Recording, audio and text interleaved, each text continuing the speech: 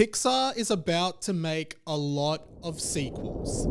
Let me explain why. You are a toy! What is up, everyone? Welcome back to my channel. It is Mike here. Make sure you hit that subscribe button and thumbs up the video. Let's get into it. So I saw this tweet from Discussing Film recently that says Inside Out 2 has opened with $295 million at the box office worldwide. That's the biggest animated film opening of all time worldwide, biggest opening weekend of 2024 so far, and it's certified fresh on Rotten Tomatoes at 92%. And if you haven't seen my review of Inside Out 2 yet, go onto my channel and add it to your watch later playlist now because it's really good. But all of the information in that tweet is really interesting, and to me, it suggests that what we're about to see from Pixar over the next 5 to 10 years is a lot of sequels. And I'm kind of undecided as to whether I think that's a good thing or a bad thing, but it's common knowledge that cinemas are really starting to be in a bit of peril. Not as many people are going to movies at the moment, full stop. Plus, with the cost of living increase worldwide, it's just a really expensive thing to do, especially if you have kids. Won't somebody please think of the children?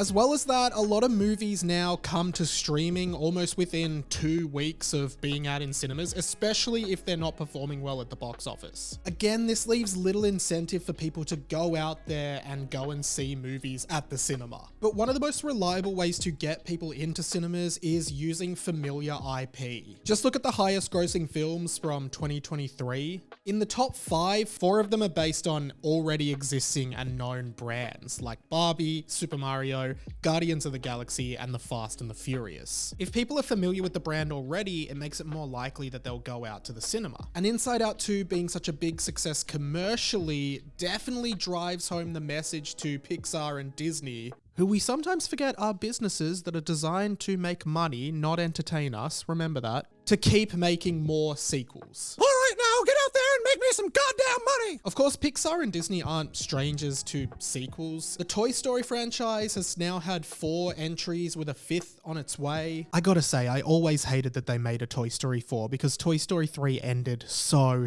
well.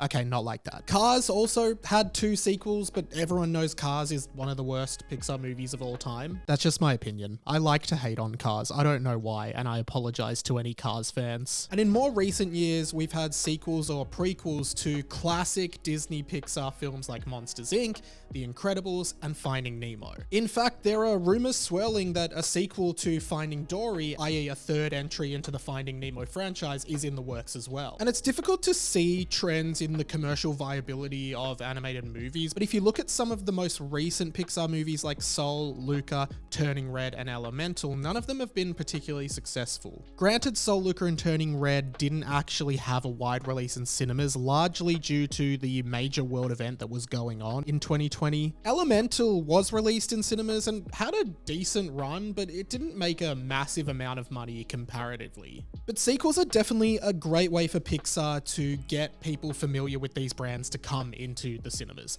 It's a no-brainer that they're making a Toy Story 5, even though I think creatively there's no reason for that movie to exist. That's a film that only exists for a commercial reason. Look, I'm Woody.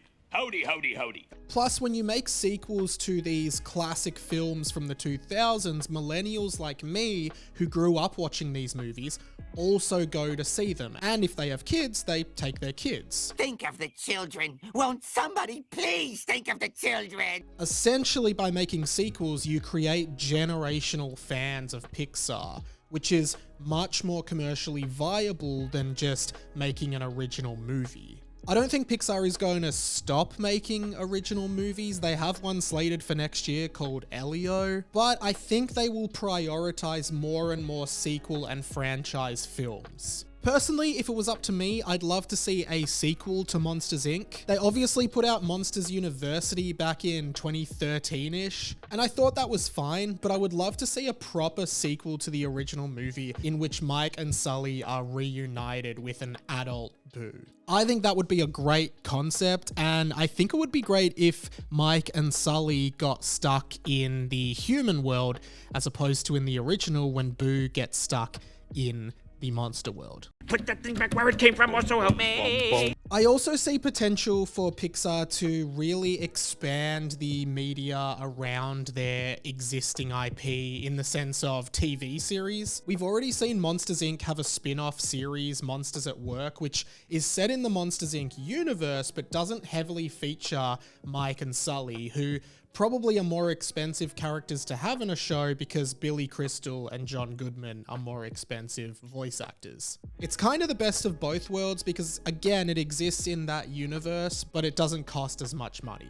Overall, I'm still on the fence as to whether I think this is a good thing or a bad thing. I mean, I gotta say, Toy Story 3 is one of my favorite movies of all time. I just think that's perfect. But movies like Incredibles 2 and Finding Dory were really flat for me. I didn't think they were particularly creative and just existed for this reason. That being said, I was pleasantly surprised by Inside Out 2, so hopefully they stay on par or of higher quality than that. But if there's one thing I'm sure of, it's that Pixar is not going to ignore the message that Inside Out 2's success is for them. They just won't.